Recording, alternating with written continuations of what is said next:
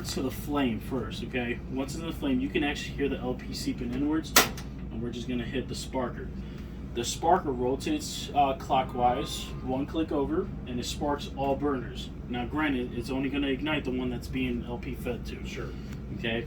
It does not spark any of the other ones if they're on off, because the valve is closed. Oh, I see. The only way it actually opens up if I have it on the flame and then ignite. Same with the other burner, okay? So you want to turn the spark off after you have the... turn it off automatically. Yeah, it does one spark every turn, and you'll hear each click on it. Okay? So at that point, once you have the flame, you just choose from high or low. Okay? And then off shuts it off completely. Just right there where you get Okay? I always tell guests, be cautious with this. I've seen guests where they install like a little arm bar over it so you don't accidentally bump into it and open up your LP lines, okay? Because all it takes is just a bump on it and you're already opening up LP into the coach. Oh, yeah, that's scary. It's a flawed design, but at the same time, just be aware of it. You do have an LP detector, which is low. So do you need to turn that back?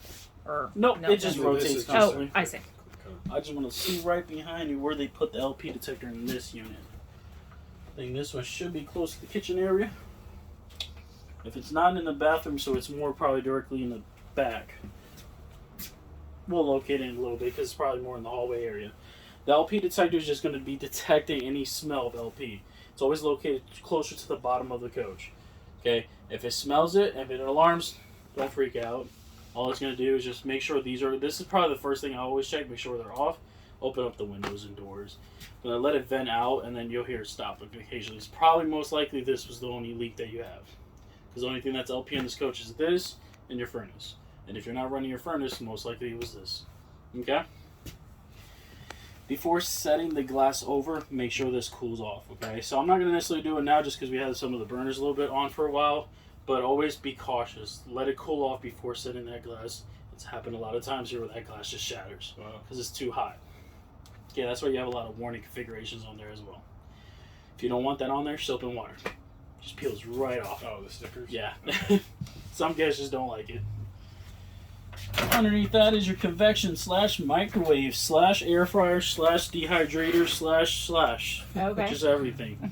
It's always going to be a microwave first. So anytime that you do it initially, whether it's 30 seconds, a minute, or anything, and hit start, it's always going to be microwave. So make sure all metal stuff is out, okay?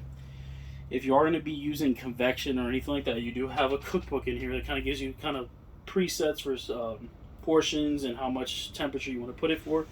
But all your settings on top is where you change it to whether convection, there's an air fryer, dehydration, it's up to you. Once you hit it, it walks you through it. So temperature, and then it's going to preheat to that temperature, and you're done. It's not going to cook a full-size turkey for Thanksgiving, but a small portion does the job. All right. Will it run on Boondock? No. Okay. Too much power. Especially with the convection built into it. Yeah, it won't. That and the AC.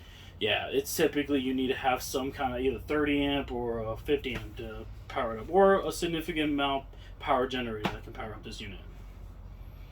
Okay.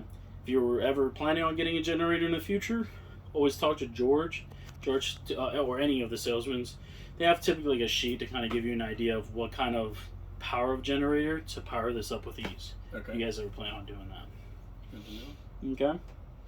But besides that, it heats up food, pizza, popcorn. Alright, and of course storage and storage.